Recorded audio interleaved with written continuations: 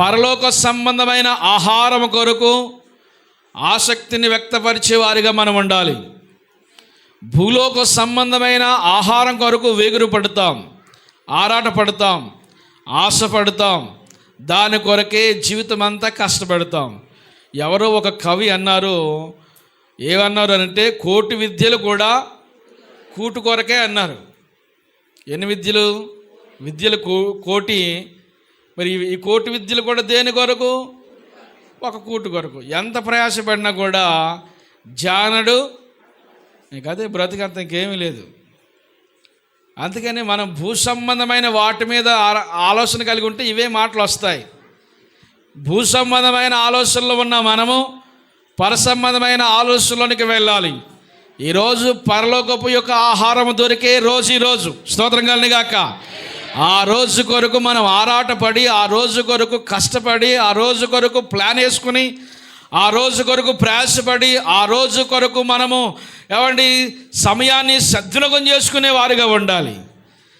ఆ విషయాలు అర్థం చేసుకున్న వారికి అర్థమవుతాయి. అర్థం చేసుకోలేని వారికి భూ సంబంధమైన విషయాల్లో ఒకవేళ ఆలోచన కలిగి ఉంటే ఈ పరసంబంధమైన ఆత్మీయ ఆహారం యొక్క విలువ మనకు అర్థం కాదు. పరసంబంధమైన ఈ ఆహారం మనకు అర్థం కావాలి, అందులో ఉన్న మాధుర్యాన్ని తెలుసుకోవాలి. ఈ రోజున మొదటి వారం కదా, ఈ ఆగస్టు నెలలో మొదటి వారంలో మనం ప్రభు బలిలోనికి సమీపించబోతున్నాం. ప్రభు అయిన యేసు తాను అప్పగించిన రాత్రి ఆయన శరీరాన్ని శిష్యులకు పంచాడు. ఈ రొట్టును ఆ శరీరం అని అన్నాడు. అలాగే ఆయన ఒక పాత్ర తీసుకుని, ఈ పాత్రలోనిది మీరు త్రాగండి, అనేకుల కొరకు క్రయధనముగా చిందించబడిన నా రక్తం, నిబంధన రక్తము, నా శరీరము తిని నా రక్తము త్రాగిన వాడే నిత్య జీవం గలవాడు, అంత్యదినమున నేను వారిని లేపుతాను. ఎవరైతే ఇందులో పాలు పొందుకుంటారో అంత్యదినాన్ని ప్రభువారు ఏం చేస్తారంటే వారిని లేపుతాడు. అంత్యదినాన్ని మనం లేపబడాలి అని అంటే ఏం చేయాలి? మరి మనం ఈ శరీరములోను రక్తములోను మనం పాలి భాగస్సులు కావాలి. ఆయన శరీరము, ఆయన రక్తము నిజమైన ఆహారమును, నిజమైన పానమునై ఉన్నది. నిజమైన ఆహారము, నిజమైన పానము, ఇది నిజము అనే మాట మనం చూస్తున్నాం. చూడండి, యోహాను సువార్త 6వ అధ్యాయము 58వ వచనం.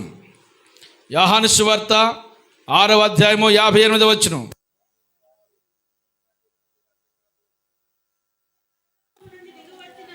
ఇదే పరలోకం నుండి దిగి వచ్చిన ఆహారము. పితరులు మన్నా తినియు చనిపోయినట్టు కాదు. ఈ ఆహారం తినివాడు ఎల్లప్పుడూ కూడా జీవించునని నిత్యముగా మీతో చెప్పుచున్నాను. దేవునికి స్తోత్రం కలుగుగాక. మరొకసారి గట్టిగా చెబుదాం. ఇది ఏ ఆహారం అని చెబుతున్నాడు? ఇదే పరలోకం నుండి దిగి వచ్చిన ఆహారము. ఇదే పరలోకం నుండి దిగి వచ్చిన ఆహారము. భూలోకంలో మనం సమకూర్చుకున్న ఆహారం కాదు. ఈరోజు మనం తీసుకుంటున్న రొట్టెను, ఆ ద్రాక్ష రసమును కేవలము దాన్ని రొట్టుగా చూడకూడదు, కేవలము దాన్ని ద్రాక్షారసంగా చూడకూడదు. ఆయన రొట్టె విరిచి వారికి ఇచ్చి, ఇది నా శరీరము, మీరు దీనిలోనిది ఇది తినండి అన్నాడు.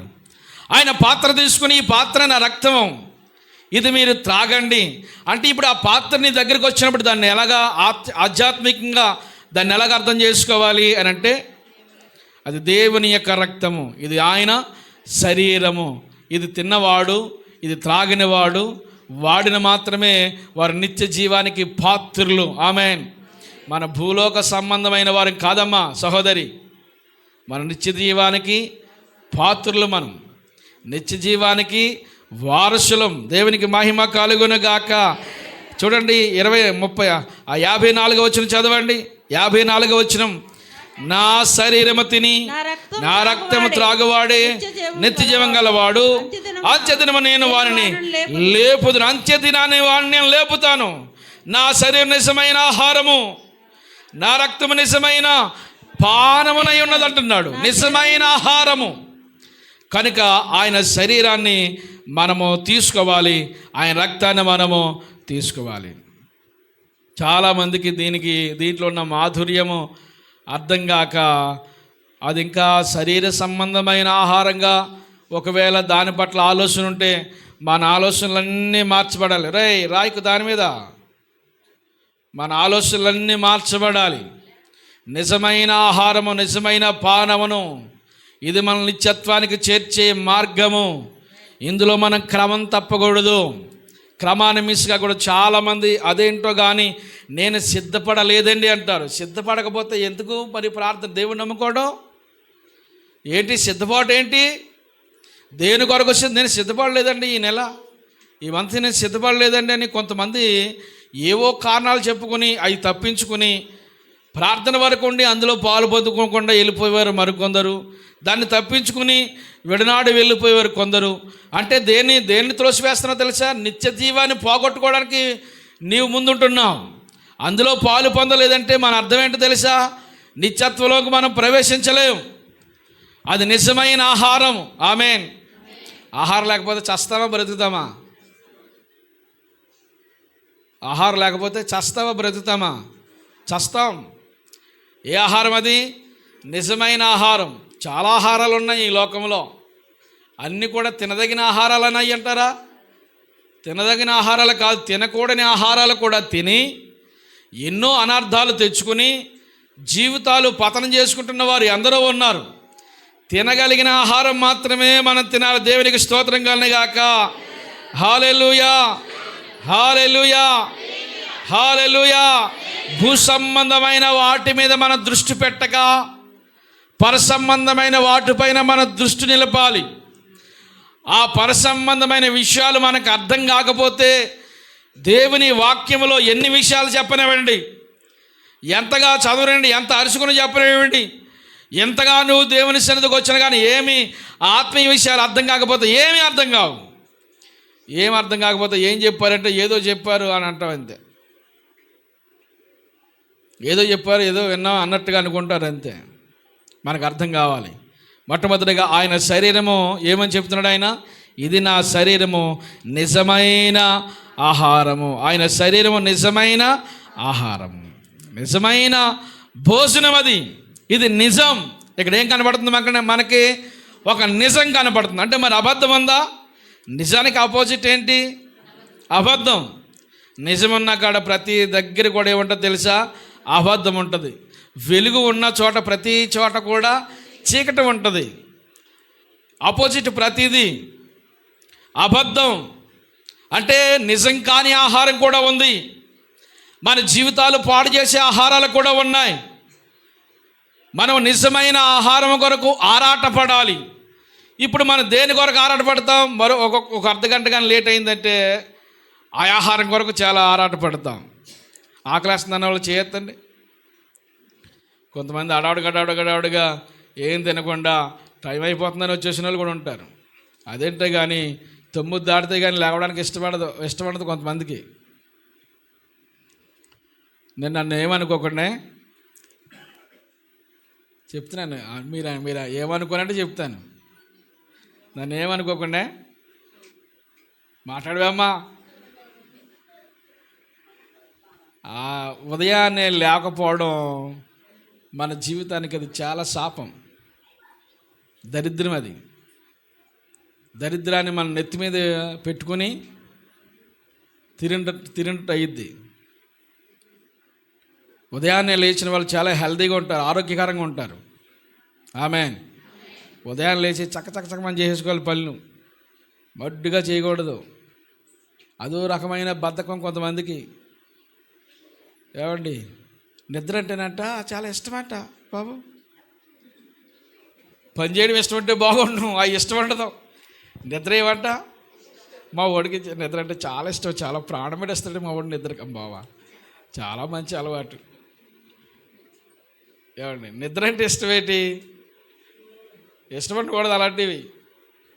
ఏమండి, ఒక రోజులో 3-4 గంటలు పడుకుంటే సరిపోద్ది. ఆమేన్. వాస్తవంగా 8 గంటలు పడుకోవాలి. కనీసం మనకి రెస్ట్లెస్ అయిపోయినప్పుడు ఒక 3 అవర్స్ పడుకున్నా రికవర్ అయిపోతాం. అర్థమైందా? నిద్రే ప్రాణంగా, నిద్రే ఆస్తిగా, నిద్రే భాగ్యం అన్నట్టుగా, ఇదే నాకు భోగం అన్నట్టుగా ఉండకూడదు. ఏమండి, తినకముందు పడుకుంటాం, తినేసి పడుకుంటాం, రాత్రి పడుకుంటాం, పగల పడుకుంటాం. ఎప్పుడు సమయం దొరికినప్పుడు ఆ సెక్షన్ మనకు ఉండకూడదు. దేవునికి స్తోత్రం కలుగును గాక. ఏ ఆహారం కొరకు మనం కష్టపడాలి? నిజమైన ఆహారం గురించి కష్టపడాలి. దేవుని మందిరంలో మన పేరు ముద్రించబడాలి. ఎవడు మన పేరు సువర్ణ అక్షరాలతో ముద్రించబడాలి. దేవుని సన్నిధిలో మన పని కనపడాలి. దేవుని సన్నిధిలో మన పేరు కనపడాలి. అలాగ ప్రతిరోజు మనం ప్రయాసపడాలి, ఆరాటపడాలి. ఆధ్యాత్మికమైన ఆశీర్వాదాల కొరకు మనము ఎవరిని ఎదురు చూడాలి. ఆయన శరీరము మనకి నిజమైన ఆహారం. నిజమైన ఆహారం గురించి మీరు కష్టపడండి, కానీ క్షయమైపోయే ఆహారం గురించి ఎందుకు? ఆ కింద ఆ పై వచనకి వెళ్దాం చూడండి. ఆ పై వచనంలో చూస్తే యూదులు ఈయన తన శరీరమును ఎలాగ తిననీయగలడని, నిజమైన ఆహారము అలాగే నిజం కాని ఆహారము, క్షయమైపోయే ఆహారము, క్షయము కాని ఆహారము. మనకి ఏ ఆహారం కావాలి ఇప్పుడు? క్షయమైపోయే ఆహారం గురించి ఆరాటపడుతున్నాం, కష్టపడుతున్నాం, జీవితం అంతా ఆ ఆహారం గురించి దారబోస్తున్నాం. మరి నిజమైన ఆహారం గురించి ఎంత కష్టపడుతున్నాం? ఈ నిజమైన ఆహారం గురించి మనం అర్హులు కావాలి, అర్హత సంపాదించుకోవాలి. చాలామంది సంఘంలోకి వచ్చి ఇందులో పాలు పొందుకోరు, బలలో చేయవేయరు. సంఘంలోకి వచ్చి కూడా బలలో చేయవేయని వారు చాలామంది ఉంటారు. ఏమండి, మన జీవితాలన్నీ మార్చుకొని దిద్దుబాటు కలిగి మన యొక్క ఆత్మీయ ఆహారము, నిజమైన ఆహారం గురించి మనము కష్టపడే వారిగా ఉండాలి. దేవునికి మహిమ కలుగును గాక. 55వ వచనం చదవమ్మా, చదవవా? 55వ వచనం.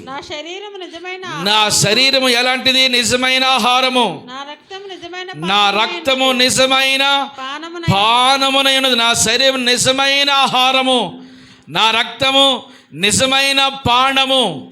ఏమండి, పానీయమనే ఉన్నది. ఈ రక్తము త్రాగాలి, ఈ శరీరం మనం భుజించాలి. అది మన ఆహారంగాను, ఇది మన పానీయముగాను మనం తీసుకుని మన ఆత్మీయ జీవితాన్ని మరింత ఆధ్యాత్మికంగా మనము కట్టబడి నిత్యత్వానికి ప్రతిరోజు మనము దినదినము సిద్ధపాటు కలిగి ఉండాలని ప్రభువు సెలవిస్తున్నాడు.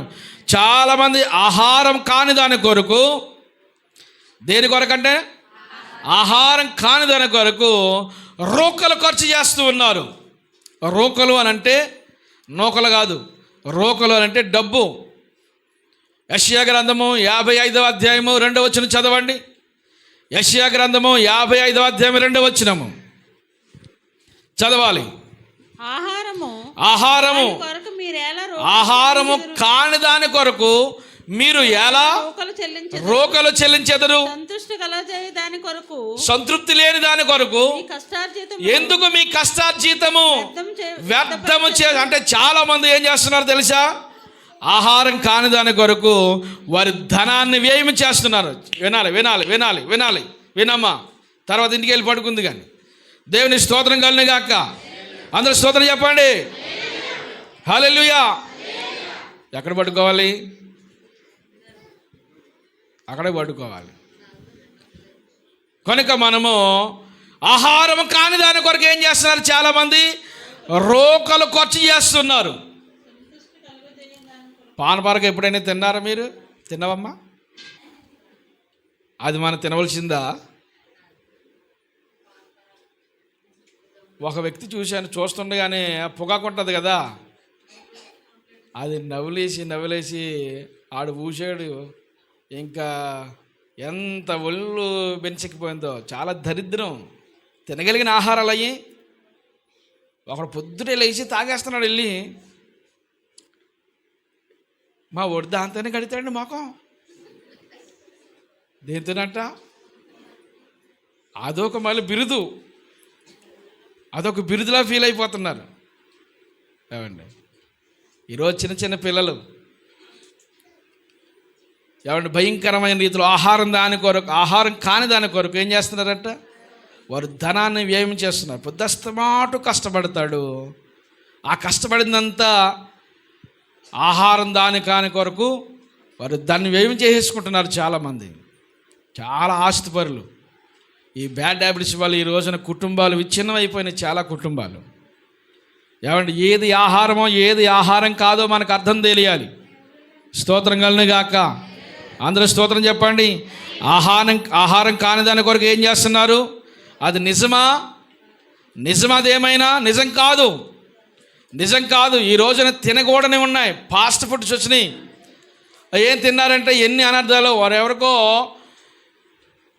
ఎప్పుడు ఇక నూడిల్స్ తప్ప ఇంకేం తిండంటండి వాడు. ఇక అన్నం తిన్నా వాడికి ఇష్టంలా కనపడుతుంది. ఏ ఐటెం పెట్టినా ఇంకా దాన్ని తినడానికి ఇష్టపడు. వాడు నూడిల్స్ తప్ప ఇంకేం తినడు. అమ్మా ఏం తింటాడు? పిల్లలకి నూడిల్స్ సెట్ అంటే ఏం చేస్తాం మనం? తెచ్చేసి పెట్టేస్తాం. ఇక ఇంకా ఆడు ఇంక తింటే అదే తింటాడు, ఇంకేం తినడం.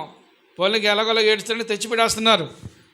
పెట్టేస్తూ ఉంటుంటే రాను కొన్ని రోజులకి వాడు కడుపుని ఎక్కువైపోయి హాస్పిటల్ తీసుకెళ్తే ఎంత మాత్రలో ఏ స్కానింగ్ చేసినా ఎందులో దొరకట్లేదు. ఏంటి మొత్తానికి వాడిని ఆ మొత్తం ఎంఆర్ స్కానింగ్ చేసి బాడీ మొత్తం స్కాన్ చేస్తే వాడు కడుపులో నుండి ఎంత నూడిల్స్ వచ్చిందంటండి. అవి త్వరగా అరిగిపోవడం, కొంచెం అలా ఉండిపోతుందంట. అది మొత్తం అంతా అరిగిపోతుంటమ్మా. అర్థమైందా? లోపల అలా నిలవైపోయి ఉండిపోయి అంటాయి. ఏమిష్టం మనకి? ఆ నూడిల్స్, ఆ బజ్జీలు ఉంటాయి కదా, ఆ ఏగిన నూనెలోనే మరల వేస్తాడు, దాంట్లోనే మరల వేస్తాడు. అది మాడి మసి అయిపోయి మసిబొగ్గులాగా అయిపోయిన ఆ నూనె పారబోస్తాడా? ఒక్కసారి దాన్ని ఫ్రై చేసామంటే ఇంకో ఆయిల్ మరలా వాడకూడదు. మా సహోదరి అంది, వంటలు చేసే వాళ్ళు ఏం చేస్తారు, పెద్ద రిచ్గా చేసుకునే వాళ్ళు ఏం చేస్తారు, ఒక్కసారి దాన్ని ఫ్రై చేశారంటే మరలా ఆయిల్ వాడినెవరు. వాడితే అది క్యాన్సర్లోకి తీసిపోద్ది, ఇష్టమైపోద్ది. తెలుసా మీకు ఆ విషయం? మన పిల్లలకి ఏం కావాలి? అయ్యే కావాలని వాటి మీద ఎగబడతాం. ఏం చేసుకున్నా పర్లేదు, కొత్త చేసుకున్నా పర్లేదు, తక్కువ చేసుకున్నా పర్లేదు, ఎక్కువ చేసుకున్నా పర్లేదు. ఏం చేసినా ఇంట్లోనే చేసుకోవడం చాలా మంచిది. దేవునికి స్తోత్రం కలిగి గాక. మరి వటలెట్టుకున్న వాళ్ళందరూ ఏమైపోతారండి? నాకు తెలియదు ఆ విషయం. మీరు వెళ్ళి అడగండి. మనకి మొత్తానికి ఏం కావాలి? ఆరోగ్యం కావాలి. ఏ ఆహారం తిన్నా అది మనకు అనర్థం కాకూడదు.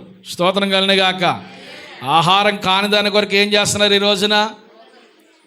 రోకలు డబ్బులు ఖర్చు చేస్తున్నారు. ఎంత వ్యయమైపోతుందో. ఏమైనా జీవితాలు విచ్ఛిన్నమైపోతున్నాయి. యెషయా భక్తుడు చాలా మంచి విషయాలు చెబుతున్నాడు. నిజం కాని దాని కొరకు, అబద్ధమైన దాని కొరకు, ఆహారం కాని దాని కొరకు, జీవితాలకు ఉపయోగపడని దాని కొరకు, ఏమంటే జీవితానికి అది నష్టమైన ఏమంటే చూపిస్తాడు.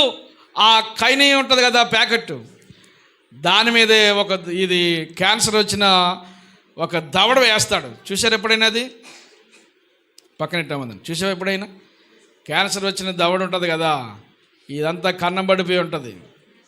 ఇది తినేసి ఇంక ఇది కన్నం అయిపోయింది, ఇంకేమీ లేదు అక్కడ. ఇది తింటే ఇలాగ అయిపోతావు, జాగ్రత్త రోయ్ అని దాని మీద ఉంటుంది. ఈడేం చేస్తాడు? ఏది కావాలంటే అది ఇవ్వండి అంటాడు. అది లేదు, దాని మీద ఏముంది? సగం తినేసిన ముక్క దవడ ఉంది దాని మీద, అదే కావాలంటాడు. ఏది కావాలరా? అది.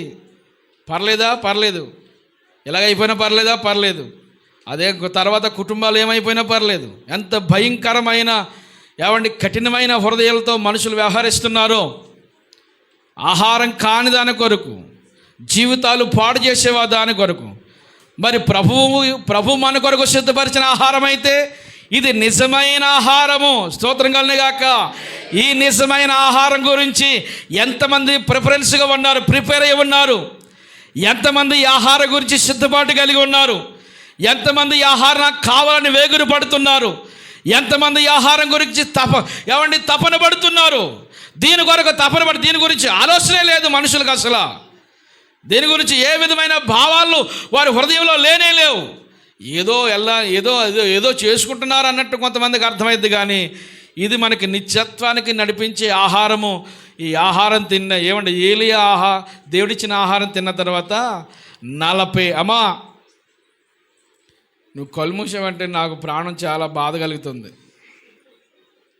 చాలా బాధతో చెప్తున్నా. అంటే 2 మాటలు వింటే బాగుంటుంది కదండి. రాత్రి నాకు పడుకుంటలోకి ఎంత తెలుసే సమయం?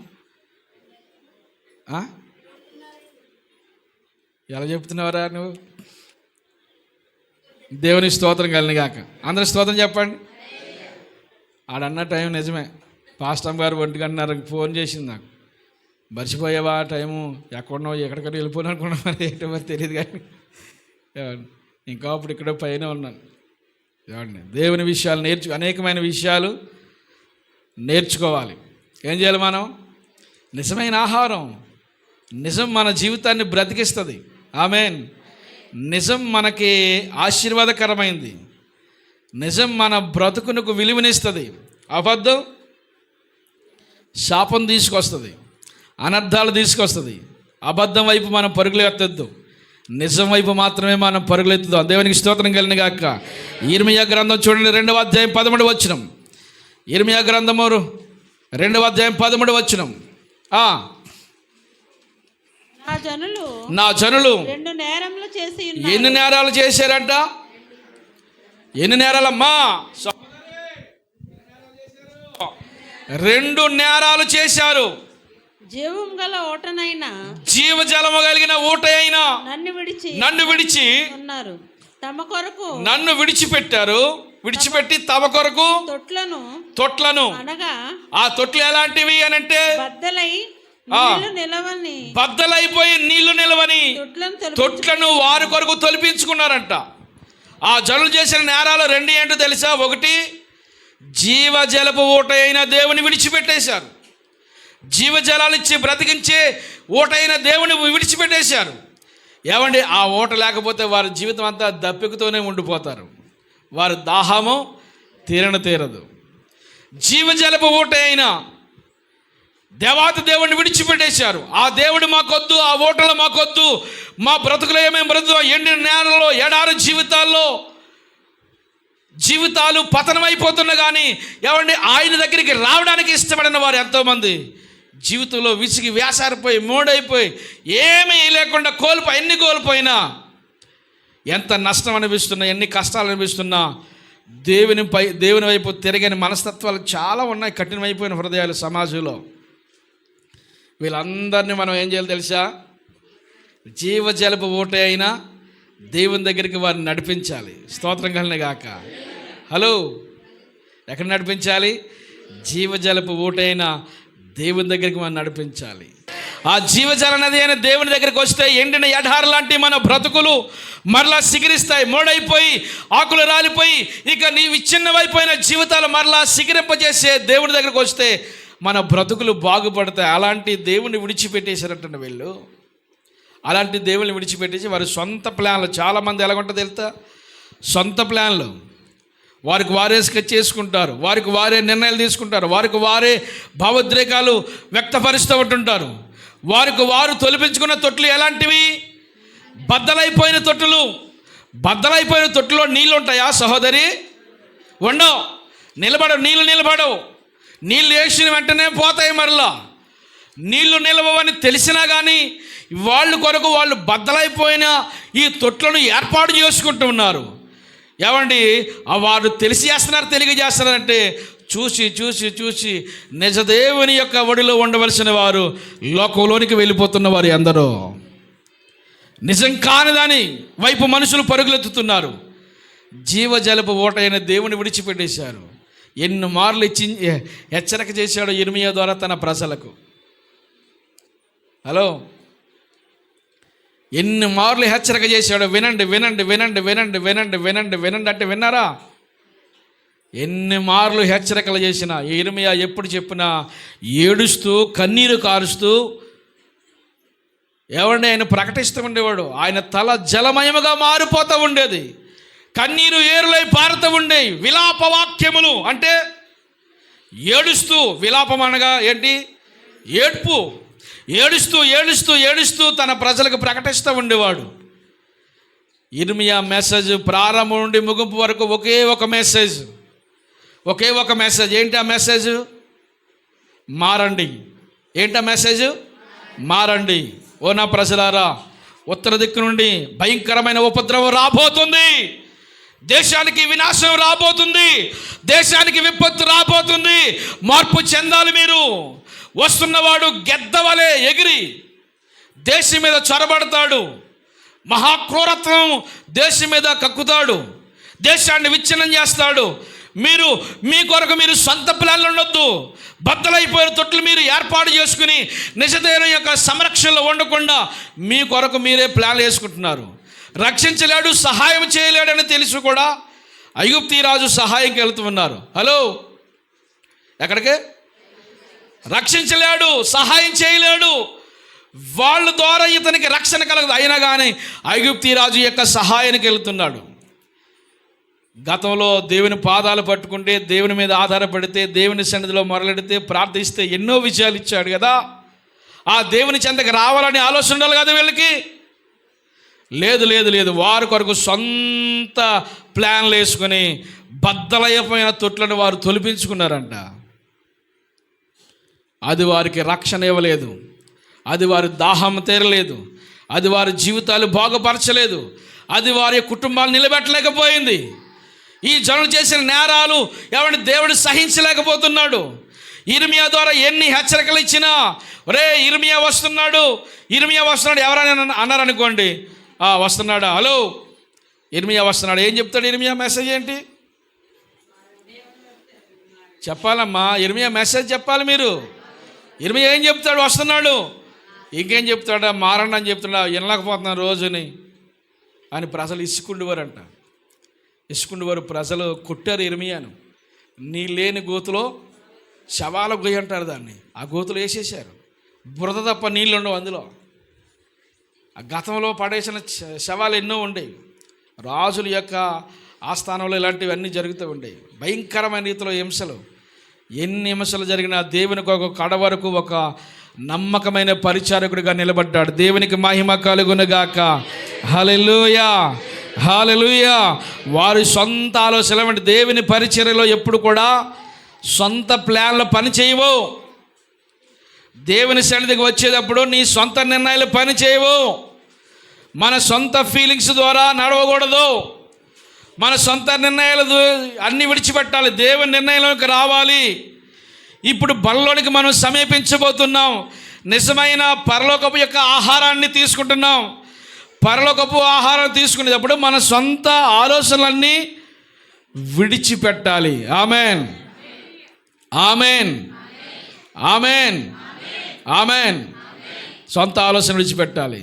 మీరు కూడి వచ్చినప్పుడు ఆహారం పుచ్చుకునేటప్పుడు మరి ఎక్కువ కీడికే కదా, మరి ఎక్కువ కీడికే కదా. మీలో మీకు విభేదాలు పెట్టుకుంటే, మీలో మీకు ఎవరైనా మనస్పర్ధలు పెట్టుకుని బలలో చేయి వేస్తే అది ఏంటో తెలుసా? మీకు అనర్థము. మరి ఎక్కువ కీడికే కదా అని కొరింథీ పత్రికలో అక్కడ చాలా స్పష్టమైన రీతిలో 11వ అధ్యాయం అంతా అదే విషయాన్ని చెప్తాడు అపోస్తలుడైన పౌలు గారు. కొరింథీ సంఘంతో మాట్లాడుతూ మరి ఎక్కువ కీడికే కదా, మరి ఎక్కువ. ఇప్పుడు మన కీడిక మేలుక ఎక్కడికి వచ్చింది చెప్పాలి? కీడిక మేలుక, మేలుకే, కీడు కాదు మనకి. కీడు తెచ్చుకుంటే ఇంకెందుకు ప్రార్థన? దేవుని దగ్గర రావడం, శాపం తెచ్చుకుంటే ఇంకెందుకు? అననీయ సప్పీరాలు వెళ్ళి కీడు తెచ్చుకున్నారా, మేలు తెచ్చుకున్నారా? వాళ్ళు కీడే తెచ్చుకున్నారు. వాళ్ళు చేసిన పని మంచిదా చెడ్డదా? చేసిన పని మంచిదా చెడ్డదా అన్నాను. చాలా మంచిది, చెడ్డది కాదు, చాలా మంచిది. ఎంత మంచిదంటే ఆ రోజుల్లో ఎవరి భూములు ఎవరికి వాళ్ళు దాచుకుని లోపలెట్టుకుంటే ఎవరిని వీళ్ళు అమ్మి సగం తెచ్చి దేవునికి ఇచ్చారు. ఒక 2 ఎకరాలు ఉందనుకోండి, 1 ఎకరం అమ్మి, ఇప్పుడు ఎకరం ఎంత అండి మనకి ఈ లోకల్లో? ఎకరం 50 లక్షలు 60 లక్షలు ఎంతో చెబుతుంది. 2 ఎకరాలు ఉన్నాయి, 1 ఎకరం అమ్మారు, ఎంత వచ్చింది? 60 లక్షలు. పోనీ 50 లక్షలు అనుకుంది. 50 లక్షలు వచ్చి ఎక్కడ ఇచ్చేశారు? అపోస్తుల యొక్క చేతికి ఇవ్వండి, ప్రార్థన చేయించుకోలేదు, పాదాల దగ్గర పెట్టారు. ఆమెన్, ఆమెన్, ఆమెన్ చెప్పరు. హలో, ఎక్కడ పెట్టారమ్మా?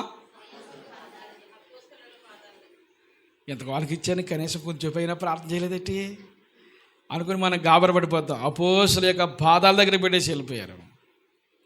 ఎంత త్యాగం ఉంటే చేస్తారండి అది. మాట్లాడాలి మీరు. అమ్మ ఇలా చూసి సెల్ల చూసుకుంటున్నారు ఏంటి? కింద చూసుకుంటున్నాను, అత్త మాటని సెల్లే చూస్తున్నా.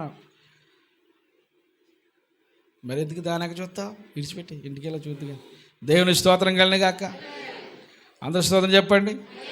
అననీయ సప్పీరాలు మంచి పని చేశారా చెడ్డ పని చేశారా?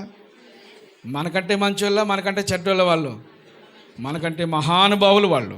చేతులొచ్చి నమస్కారం. కాకపోతే చిన్న మిస్టేక్ చేశారు. వారు సమాజంలో పేరు రావడం కొరకు ఎంతకే అమ్మాం అన్నారు. అంతకు కాదు, అమ్ముతా ఇంకా ఎక్కువ అమ్మి కొంచెం ఏదో ఒక వాళ్ళ యొక్క జీవనం కొరకు ఏదో దాచుకుని ఎప్పుడైనా ఉపయోగపడతాయి అనుకుని, ఏదైనా కష్టం వస్తే అవసరం తీర్చబడతాయని కొంచెం దాచుకున్నారు అంతే. కానీ ఆ దాచుకున్న మనసు ఉంది కదా, అందులో ఏం కనపడుతుంది, ఇంకా అందులో చాలా మెసేజ్ ఉంటుంది. అందులో ఏం కనపడుతుందంటే, దేవుని మీద ఆధారపడటం మాని వాళ్ళు సొంత నిర్ణయాలు తీసుకుని సొంత ఆలోచనలో ఎప్పుడైనా కష్టం వస్తే ఇది ఉపయోగపడుద్ది, ఎప్పుడైనా కష్టం వస్తే మరి ఇది ఉపయోగపడుతుందా, దేవుడు ఉపయోగపడతాడా? దేవుడు ఉపయోగపడాలి ఎప్పుడైనా కష్టం వచ్చినప్పుడు. అదేలాగా ఇదేలాగాని మన ఆలోచన, నా దేవుడు నాకున్నాడు, స్తోత్రం కలుగును గాక. రేపటి గురించిన చింత నీకు ఉండకూడదు, రేపటి గురించిన ఆలోచన నీకు ఉండకూడదు. నా దేవుడు నాకున్నాడు, అయ్యో ఏమైపోద్దు ఎలాగైపోద్దు అని ఏమద్దు. మనం సింపుల్గా ఒకే ఒక లాజిక్ ఏంటంటే దేవుని మీద ఆధారపడడం. ఈ చిన్న లాజిక్ మిస్ అయిపోతున్నారు చాలామంది. అర్థమైందా? ఏం మిస్ అయిపోతున్నా? ఏంటది? దేవుని మీద ఆధారపడడం మాని నీ సొంత నిర్ణయాలు ఏ రోజు కూడా దేవుని యొక్క సమక్షంలో పని చేయకూడదు. ఆమెన్. ఏం పని చేయకూడదు, దేవుని నిర్ణయమే పని చేయాలి. దేవుని నిర్ణయమే మన జీవితం మీద ఏలుబడి చేయాలి. దేవుని ఆలోచన ప్రకారంగానే మనం నడవాలి.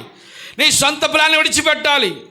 ఆహారం కాని దాని కొరకు, నిజం కాని దాని కొరకు ఏమంటే నీ సొంత నిర్ణయాలు తీసుకుని వారు జీవజల నది అయిన ఊటైన దేవుని విడిచిపెట్టి వారి కొరకు వారు బద్దలైపోయిన తొట్లు తొలిపించుకున్నారంట. ఆ తొట్ల ద్వారా వారికి ఏమైనా ఉపయోగం ఉందా? ఉపయోగం లేదు. ఈ ఆహారం ఇంకా రెండోదిగా మనం చూస్తే, ఈ ఆహారాన్ని ఈ ఆహారం మనల్ని ఎక్కడికి నడిపిస్తుంది? నిత్యత్వానికి మనల్ని నడిపిస్తుంది. ఎక్కడికి నడిపిస్తుంది చెప్పండి? నిత్యత్వానికి మనం చేరుస్తుంది. నువ్వు నిత్యత్వంలో ప్రవేశించాలంటే ఖచ్చితంగా ఈ ప్రభువిచ్చే పరలోకపు యొక్క ఆహారాన్ని మనం భుజించాలి. ఈ ఆహారం తిన్నవాడు నిత్య జీవం గలవాడు.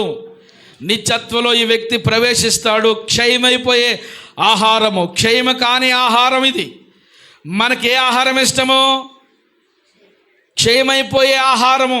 ఇప్పుడు మనం టేస్ట్ చూడకూడదు. ఈ ఆహారం కొరకు చాలా పవిత్రంగా, చాలా పరిశుద్ధంగా, దైవ భక్తి కలిగి ఈ ఆహారంలో మన ఈ ఆహారం భుజించడానికి అంత భయభక్తులతో ఇందులో మనం ప్రవేశించాలి. దేవునికి స్తోత్రం కలుగును గాక. ఎవడు కూడా ఇందులో అయోగ్యముగా పాలు పొందకూడదు. ఎవడు అయోగ్యముగా ఈ యొక్క ఆహారంలో లేకపోతే ఈ యొక్క బలలో పాలు పొందుతాడో అతను ప్రభు యొక్క శిక్ష గురించి పాత్రుడైపోతాడు. ప్రభు శిక్షకు అతను పాత్రుడవుతాడు. శిక్షకు పాత్రులు అవ్వాలా? ఆత్మీయమైన మేలుకు మనం పాత్రులు కావాలా? ఆత్మీయమైన మేలుకు, పరలోకపు యొక్క నిత్యత్వ మేలు కొరకు మనం పాత్రులు కావాలి. శిక్షకు మనం పాత్రులు కాకూడదు. ఈ ఆహారం తిన్నవాడు ఎక్కడికి నడిపించే ఆహారం ఇది? ఆ పితరుల కాలంలో ఏం చేశారంటే, మోషే నాటి కాలంలో, ఇంకా చాలా స్టోరీ ఉంది ఇక్కడ చదువుకుంటే. మోషే నాటి కాలంలో ఆహారం తిన్నారు. తిన్నవారందరూ బ్రతికారా, చనిపోయారా? చనిపోయారు. మరి ఆ మోషే ఇచ్చిన ఆహారం, వారికి ఇచ్చిన ఆహారం మన్నా. మీ పితరులు మన్నా తిన్నారు, తిన్నవారందరూ కూడా చనిపోయారు. మరి ఈ ఆహారం తిన్నవాడైతే మాత్రం నిత్య జీవంలో ప్రవేశిస్తాడు. దేవునికి స్తోత్రం కలుగును గాక. హల్లెలూయా. నిత్య జీవంలోకి మనం ప్రవేశిస్తాం. నిత్య జీవంలో ప్రవేశించాలంటే ఈ ఆహారంలో మనం పాలుభాగస్తులు కావాలి. ఒకవేళ ఏమైనా జీవితంలో ఒడిదుడుకులుంటే అవన్నీ మార్చుకోవాలి, దిద్దుకొని ప్రతివాడు తన్ను తాను పరీక్షించుకున్నవాడు తన్ను తాను పరీక్షించుకోవాలి. ఎవరిని పరీక్షించాలి? మనమే పరీక్షించుకోవాలి. చాలామందికి అలవాటు ఏంటో తెలుసా? ఇతరులను పరీక్షిస్తారు. ఇతరులను పరీక్షిస్తే మన జీవితంలో ఏ విధమైన మేలు మనం పొందుకోలేం. ఇతరులు కాదు పరీక్షించడం. మరి ఏం చేయాలి? మనమే పరీక్షించుకోవాలి. దేవునికి స్తోత్రం కలుగును గాక.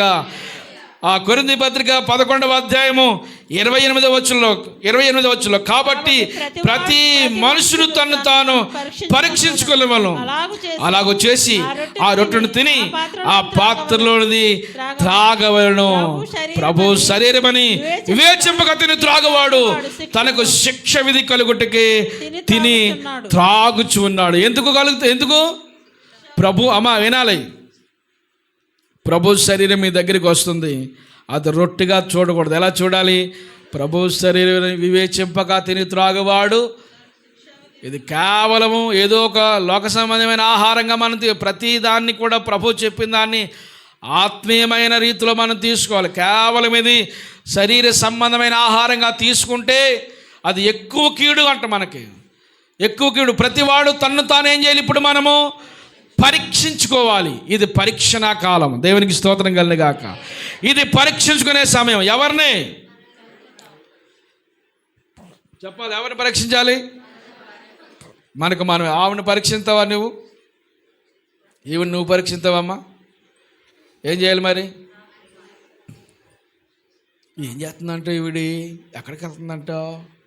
ఎంత పరీక్ష! అలాగా ఆలోచించి ఒక ఆవిడికి షుగర్ ఎక్కువ అయిపోయింది. మనకి ఎందుకు ఆవిడ గొడవ? షుగర్ ఎక్కువైపోయి అప్పుడు వరకు 130, 150 ఉండవలసింది 400కి వెళ్ళిపోయింది. ఏమండి ఎక్కడికి వెళ్ళిపోతుందో, ఏం చేస్తుందో అవన్నీ మనకు అవసరం లేదు. అర్థమైందా? ఎవరిని పరీక్షించాలి? నేను చేస్తుంది తప్పా రైటా? అంతే. ఇది తప్పు అనిపించింది అనుకోండి, ఏం చేయాలి? దాన్ని సరి చేసుకోవాలి. వాళ్ళని ఎప్పటికైనా నిన్ను మారుస్తాను, నేను సరి చేస్తానని అది మనకు అవసరం లేదు. చెప్పగలిగినంత చెప్పడం, తర్వాత మన ఆత్మీయ జీవితాన్ని మనం కాపాడుకుంటూ ముందుకు వెళ్ళడం. దేవునికి స్తోత్రం కలుగుగాక. ప్రతివాడు ఏం చేయాలి? మనము తన్ను తాను పరీక్షించుకోవాలి. అప్పుడు పరీక్షించుకున్నప్పుడు మనం ఏం చేస్తాం? ఏమంటే సరి చేయబడి నిత్యత్వానికి మనం వారసులు అవుతాం. మోషే నాటి కాలంలో అందరూ మన్నా తిన్నారు. తిన్న వాళ్ళందరూ ఏమైపోయారు? పితరులందరూ చనిపోయారు. మరి ఈ ఆహారం తిన్నవాడు, ఇదిగో ఒక కాలం వస్తుంది సహోదరుడా, ఆ కాలములో ఏమంటే మృతులైన వారు అందరూ కూడా లేపబడతారు. మేలు చేసిన వారు జీవ పునరుత్థానానికి, ఏమంటే కీడు చేసిన వారు తీర్పు పునరుత్థానానికి బయటికి వస్తారు. ఒక కాలం వస్తూ ఉంది. ఏ కాలం అది? ప్రభు యొక్క రాకడ. ఆమెన్, ఆమెన్, ఆమెన్ చెబుదాం. ప్రభు రాకడ, ప్రభు మనకు సమీపంగా వచ్చే కాలము రాబోతుంది. ఆ కాలములో మనందరము లేపబడతాం. రెప్పపాటులో ఒకవేళ అప్పటికి భూమి మీద ఉంటే మార్పు చెందుతాం. ఒకవేళ ప్రభు యొక్క కృపను బట్టి, దేవుడిచ్చిన ఆశీర్వాదాన్ని బట్టి అప్పటికి మనం భూమి మీద లేకపోతే లేపబడతాం. 2 మాటలు అన్నాను ఇక్కడ నేను. రెప్పబాటులో మార్పు చెందుతాం. ఎప్పుడు? భూమి మీద సజీవులుగా ఉంటే. ఒకవేళ సజీవులుగా లేకుండా దేవుడు ఇచ్చిన కృపను బట్టి అంతకు ముందే చనిపోయి ఉంటే ఏం చేయబడతాం? లేపబడతాం. ఇక్కడ మార్పు, అక్కడ లేపబడ్డం. ఇక్కడైతే భూమి మీద మెలుగు ఉంటే, నిలబడి ఉంటే, సజీవులుగా ఉంటే ఏం చేయబడతాం? మార్పు చెందుతాం. హలో, ఏం చేయబడతాం? మార్పు చెందుతాం. ఒకవేళ చనిపోయి ఉంటే లేపబడతాం. 2 జరుగుతాయి. ఇక్కడ ఉంటే మార్పు చెందుతాం. రెప్పపాటులో మార్పు. మరలా కొన్ని రోజులు కాదు, చెప్పేసి వస్తాను. నాకు మా ఆయనకి జాగ్రత్తగా ఉండమని చెప్పేసి వస్తాను. ఇలాంటి ఏ వాడు ఇంకా రెప్పపాటులో మార్పు, వెళ్ళిపోతాం. ఒకవేళ చనిపోయి ఉంటే, ఇప్పుడు ముందు రెప్పపాటులో మార్పా, ముందు చనిపోయేవారు లేపబడ్డమా? మొదట ప్రిఫరెన్స్ చనిపోయిన వారికి. స్తోత్రం కలుగుగాక. మొదటి వరుసలో ఎవరు వెళ్తారు? మృతులైన వారు. మనం మొదట వెళ్ళటం మంచిదా? తర్వాత వెళ్ళడం మంచిదా? తర్వాత వెళ్ళడం మంచిది కాదు, మొదట వెళ్ళడమే మంచిది. మొదట వెళ్ళడం మంచిది అంటే ఏం చేయాలి? చనిపోవాలని ఇంటికి వెళ్ళి, కానీ అలాంటి ప్లాన్ ఏం చేసావు కాక. ప్రభునందు మృతులొందిన మృతులు ధన్యులు. ఆమేన్. మనం చనిపోయే సమయానికి దేవుని బిడ్డగా చనిపోవాలి. లోకంలో ఉండి లోకత్వమైన ఆలోచనలో ఉండి చనిపోతే మనం ఎత్తబడము. మనం చనిపోయే సమయానికి, ఈ లోకాన్ని విడిచిపెట్టే సమయానికి ప్రభు బిడ్డగా, నమ్మకమైన సాక్షిగా, నమ్మకమైన పరిచారకుడిగా, నిజమైన వ్యక్తిగా, నిజమైన క్రైస్తవ జీవితాన్ని కలిగి ఈ లోకంలో మనం విడిచిపెట్టి మనము దేవుని చెంతకు చేరాలి. దేవునికి స్తోత్రం కలిగాక. అప్పుడు మనం ఏం చేస్తాం తెలుసా? ఏమండి, లేపబడతాం. మొదట పునరుత్థానంలో పాలు పొందిన వారు ధన్యులు. ఆ మొదటి పునరుత్థానంలో ఒకే మాటలో రెండు అర్థాలు ఉంటాయి. రెండో పునరుత్థానం ఇప్పుడు 1000 సంవత్సరాల తర్వాత జరుగుద్ది. మొదటి పునరుత్థానము మార్పు చెంది మనం ఏం చేయబడతాం? సజీవులుగా లేపబడి పరలోకానికి వెళ్తాం. రెండో పునరుత్థానం ఎప్పుడు? అది 1000 ఏండ్ల తర్వాత జరిగేది. అది ఆశీర్వాద కొరకు కాదు, అది శిక్ష కొరకు, తీర్పు కొరకు, నరకం కొరకు, నరకంలో పాలు భాగస్తుల కొరకు జరుగుద్ది. కనుక మనం నిజమైన వ్యక్తిత్వం కలిగి ప్రభు సన్నిధానంలో నడిపించబడాలని దేవుడు ఆశపడుతున్నాడు. దేవునికి స్తోత్రం కలిగాక. అందరూ స్తోత్రం చెబుదాం. ప్రియా సహోదరి సహోదరుడా, ఈ మధ్యాహ్న కాల వేళ దేవుని సన్నిధిలో ఉన్న మనము మన ఆత్మీయ జీవితాన్ని సరి చేసుకుందాం. నిజమైన ఆహారం గురించి సిద్ధపడదాం. క్షయమైపోయిన ఆహారం గురించి మనం సిద్ధపడి, క్షయమైపోయే ఆహారం గురించి ఆరాటపడి, ప్రయాసపడి జీవితం మరింత ఈ నావను మరింత కష్టంలోకి నెట్టేసుకోవద్దు. మన బ్రతుకు మరింత భారంగా అయిపోద్ది. మన భారం తేలి కావాలంటే మన భారాలు భరించే యేసయ్య చెంతకు మనం చేర్చబడాలి. ఆమేన్. మన జీవితము సుఖవంతమైన అంటే దేవునితో ఉంటే అంత హాయే. ఒకవేళ కష్టాలు వచ్చినా, కన్నీరైనా, దుఃఖమైనా అవన్నీ భరించేవాడు ఆయన మన జీవితాన్ని మార్చేవాడు కనుక, మన జీవితంలో ఏ కష్టమైనా భరించేవాడు కనుక ఆయనకి మనముగా అప్పగించబడదాం. నిజమైన ఈ ఆహారంలో మనం ప్రతి దినము పాలు భాగస్తులు కావాలి. ప్రతిరోజు సిద్ధపాటు కలిగి ఉండాలి. ఎప్పుడు నేను బలలో పాలు పొందుకుంటానా? ఈ నిజమైన ఆహారం తిన్నప్పుడు ఒకవేళ మనలో శరీరమైన రుగ్మతలు ఏమైనా కానీ అవన్నీ దేవుడు మట్టుమాయం చేస్తాడు. దేవునికి స్తోత్రం కలిగాక. మన శరీర రుగ్మతలు ఏమైనా కావచ్చు. ఇది ఎప్పుడైతే నీవు దైవికంగా తీసుకుంటావో, వారు 40 సంవత్సరాలు చాలా ఆరోగ్యకరంగా జీవించారు. ఎవరు? మన్నా తిన్నవారు. మన 40 సంవత్సరాలు కాదు, ఎప్పటి వరకు? నిత్యత్వంలో ప్రవేశించే వరకు కూడా. దేవునికి స్తోత్రం కలిగాక. మనం ప్రతిరోజు మన ఆత్మీయ జీవితాన్ని మనం అలా కట్టుకుంటూ దేవుని సన్నిధిలో మనము ముందుకు నడిపించబడాలి. పరలోకపు యొక్క వైభవాన్ని మనం చూడాలి. పరలోకంలో విందు జరగబోతూ ఉంది, గొప్ప విందు. మనం చెప్పాం కదా, ఒక రాజు గొప్ప విందు చేయించాడు. దాన్ని పోగొట్టుకున్న వారు అనేకులు. కానీ మనం ఏం చేయకూడదు?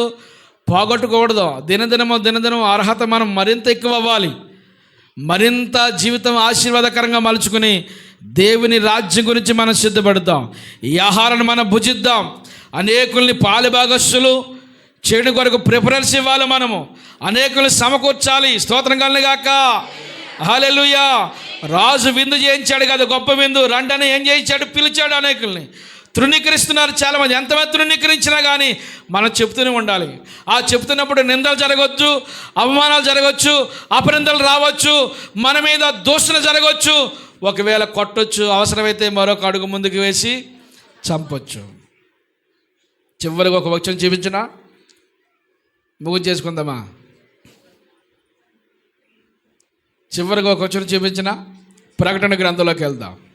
ప్రకటన గ్రంథంలోకి వెళ్దాం. 7వ అధ్యాయము 13వ వచనం. 7వ అధ్యాయం 13వ వచనం. పెద్దలలో ఒకడు తెల్లని వస్త్రములు ధరించుకునే ఉన్నా వీరెవరు, ఎక్కడి నుంచి వచ్చిరని నన్ను అడిగాను. అందుకు నేను అయ్యా నీకే తెలియననగా అతడు ఇలాగు నాతో చెప్పాను, మీరు మహాశ్రమల నుండి వచ్చిన వారు గొర్రెపిల్ల రక్తములో తమ వస్త్రములు ఉదుక్కుని వాటిని తెలుపు చేసుకున్నారు. ఎందులోని? గొర్రెపిల్ల రక్తములో తమ వస్త్రాలు ఉదుక్కుని తెలుపు చేసుకున్నవారు. ఈ పెద్దల్లో ఒకరిని అడుగుతున్నాడు యోహాను గారు, ఈ తెల్లని వస్త్రాలు ధరించుకొని ఆయనతో కూర్చున్న వారు ఎవరయ్యా వీళ్ళు, ఇంత అందంగా ఉన్నారు, ఇంత విలువైన వ్యక్తులుగా కనపడుతున్నారు, పరలోకములో వారికి ఒక ప్రత్యేకమైన స్థానం ఏంటి, ఎవరు వీళ్ళు అంటే నీకే తెలియని అనగా ఏం చెప్తున్నాడు ఆయన? మీరు భూలోకములో ఎందులోంచి వచ్చిన వారు? మహాశ్రమలు. అందరూ చెప్పాలి, ఎందులోంచి వచ్చిన వారు? మహాశ్రమల్లోంచి వచ్చిన వారు. మహాశ్రమలోంచి వచ్చి గొర్రెపిల్ల రక్తములో తమ వస్త్రాలు వెతుక్కున్నారు. ఎలా వచ్చారు వీళ్ళు? చాలా సంతోషంతో వచ్చారా భూలోకంలో? మహాశ్రమలు.